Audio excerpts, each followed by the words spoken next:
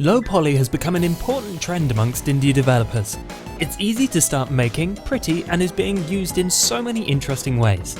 But what has caused the popularity of this trend? Why are developers using it? And how?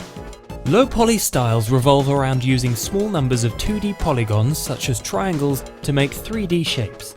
All 3D models are made out of these, but in most modern games, they're very small and they try to hide them in the quest for realism. Low poly allows artists to reduce something to its core parts and focus on what is most important about a scene. Developers use most of the graphics resources in a console so that an acceptable frame rate could be maintained. Obviously the games with the best art direction aged better than those without, but the frame rate had to come first, and therefore many polygons were sacrificed. This made the remaining ones obvious. Games incorporated this characteristic feature into their designs. Just look at the R-Wing from the original Star Fox. It probably has less than 15 faces on it, and yet it's an iconic design. While many low poly artists state that the original PlayStation and its contemporaries are an important reference, the evolution of graphics means that at the time, things like Spyro were actually high poly. Without this progress, we wouldn't be able to compare what the best of graphics technology allows and the much simpler creations used in low poly art. In other words, without high poly, there would be no low poly. The difference between now and then is ideology. Games like Quake were made as part of revolutionary strides on the cutting edge of realistic 3D. Modern developers are using low poly as a less complex alternative, and because it looks gorgeous in its own right.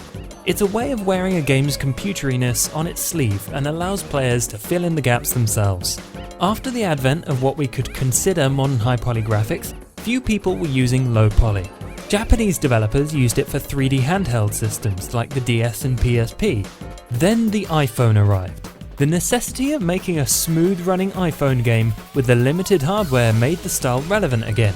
Mobile game stores gave indie teams a place to start up, and combined with a bit of nostalgia for the mid-90s, the conditions were met for the reinvention of the low poly aesthetic. So what does the art style bring to the table? Well, there's the technical stuff.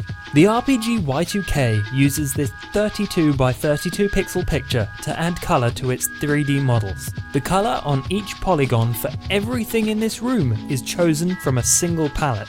This is an advantage over huge high definition textures because it means your computer has far less information to load, so the game runs faster. It also lets the developers swap the colours out on the models. When they want to change the atmosphere or add in a stronger version of an enemy, all they have to do is swap the palette. Anti-aliasing, a common technique to make lines appear smoother, isn't used here, so the edges don't blur. This means they can build the patterns of the clothes and other details into the model itself. No matter how close to the camera or what resolution it's at, the colour and definition is always there. Shelter and Shelter 2 use a different approach for its texturing. Fur and grass and rock are painted.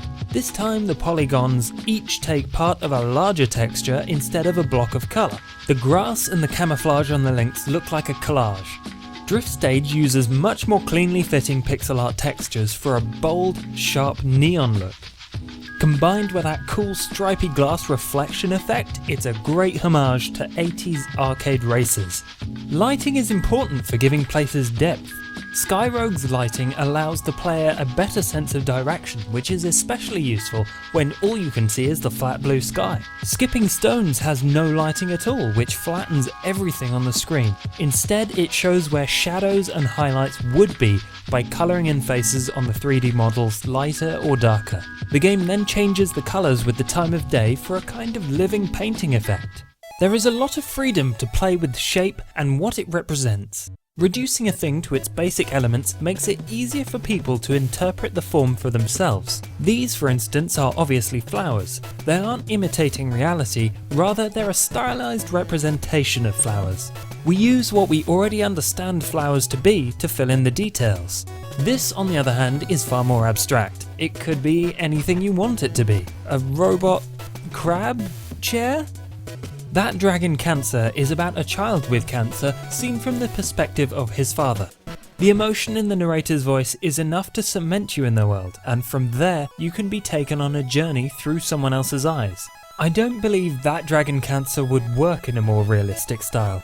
Putting fine detail into a room wouldn't add anything meaningful and could possibly subtract from empathizing with the situation. Y2K has both a normal world and a much more bizarre fantasy world, and it uses the same art style for both. Having this consistency between places that are very different atmospherically makes it a lot easier to accept. It's like putting two different ideas together by using the visuals as a common thread so you can follow along. In Glitch Hikers there are glitch effects and inexplicable things happening that make it seem more like a dream. Low poly doesn't pretend to be real, so you can blend something odd into the mix. Readability is an important aspect of low poly. Lovely Planet, for example, uses both colour and silhouette so you can identify each enemy instantly. That's pretty important seeing as it's a speedrunning shooter. All the enemies are red so they stand out in the scenery.